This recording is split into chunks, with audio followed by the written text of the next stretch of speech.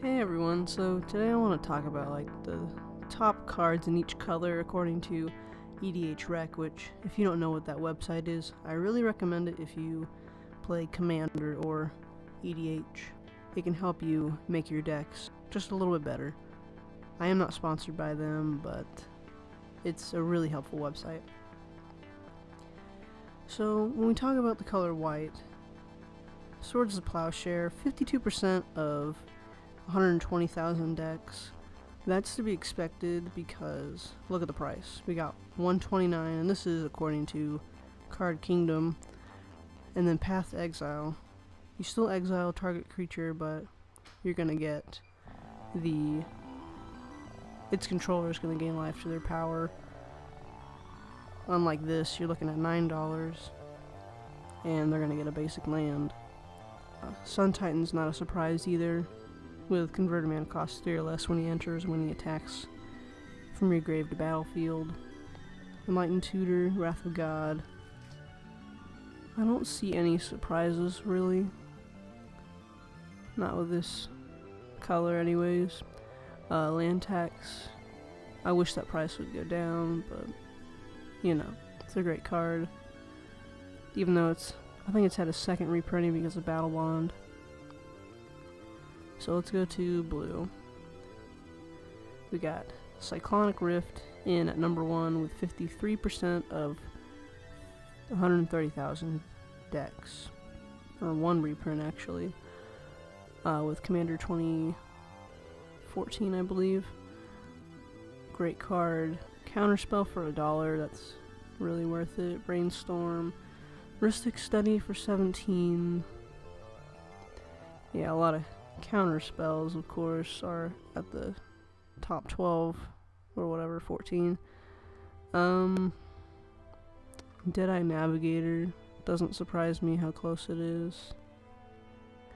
I wish Mystic Remora had more play, and as for Lab Maniac, I wish the price would go down because I could use that in a few of my decks. Jace, $100, 8%. Of 130,000 with the reprint in Omniscience. Of course, it's not $30 anymore, and we're looking at 5%, so that might be more than what it was. Okay, let's go to black. Of course, Demonic Tutor, Diabolic Tutor, Vampiric Tutor, already in the top 7, got 3 tutors, and killing creatures, sacrifice, drawing cards. Doesn't surprise me. I would have thought that Necropotence would have been higher.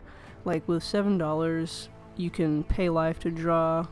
Well, you put cards in your hand. I think this is an underrated card, and I don't see enough of it. And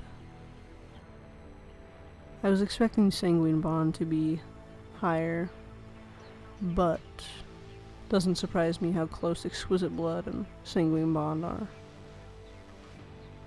So going on to red. Blasphemous Act is actually 24%, and that does surprise me. As for Wheel of Fortune, this has gone up like $50 or $60 within like a year's time. Either it's not getting reprinted or there's a higher demand for them. Honestly, pay 3 to discard everyone's hand and draw 7, that's super good. I do wish it was cheaper though. Duretti's pretty low. Chaos Warp being one of the top 2 is not a surprise because I see one like every game if there's red. Hellkite Tyrant, the great win con right there. And Perforos, of course. He has to be like $20, but if you're playing goblins, you know, you're just killing everybody with each creature that enters. So, onto green. Cultivate Kodama's Reach, Sakura Tribe Elder. So top 7 we already have 3 ramp spells. Eternal Witness, that doesn't surprise me. It's a great card. We got Acidic Slime and Crossing Grip that are getting rid of artifacts and enchantments. As for Birds of Paradise, more ramp. Sylvan Library, more card draw even though you pay life for it. Or you can rearrange the top 2, I believe. More ramp. I really recommend Oracle of Moldiah in any green deck. I know it's $40, but honestly, you can just filter through your deck so much quicker. And as well as Craterhoof Behemoth, that's just a way to end games right there. Doubling Seasons still up there. Zendikar Resurgent has gone down. It was like 7, I believe, at one point. Michael Loth is a really good card. Genesis Wave has gone up a little bit by $2 or so, so I would recommend picking that up. Okay, on to colorless. Of course, Sol Ring's number 1, and then we have Lightning Greaves. Just for protection for your commander, because it has to be a legendary creature. Unless it's the new thing that Wizards is promoting. It's like standard commander, which I wouldn't recommend, but if that works for you, that's fine. Sensei's Divining Top has gone back up. It did get banned in one of the formats, but so it was $10 at one point, but it's shot back up. Of course, Chromatic Lantern, like for any 2-3 color deck or more, most likely 3 or more. Cage Sun for monocolor. I personally want a Sword of Feast and Famine. I think it's great in Commander because when your creature deals combat damage, you untap all your lands, and that opponent, or the person you hit, has to discard a card. So, great card for Commander.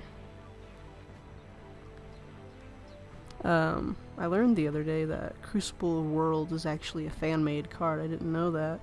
But you're able to play lands from your graveyard. And I got Illusionist Bracers from a trade recently. I'm using that in my Myriak deck currently, and that's a work in progress. Okay, onto the multicolored. So, a surprise for me is that out of the top 7, 6 of them are signets. So, I thought that was actually really interesting. Then, of course, we have a bunch of exile and kill spells. Of course, Mirari's Wake, doubling that mana. Aura Shards. And then we got a couple Planeswalkers, making that 3. And does Vindicate remind anyone else of Star Wars? Because that's silly. And Maelstrom Wanderer. Currently, one of my decks I have built is super good. I recommend trying to build him if you haven't. Alright guys, that is the end of the video. Thank you for watching, and please give me some feedback if this was helpful or if you want to see more of this. Thank you. Peace.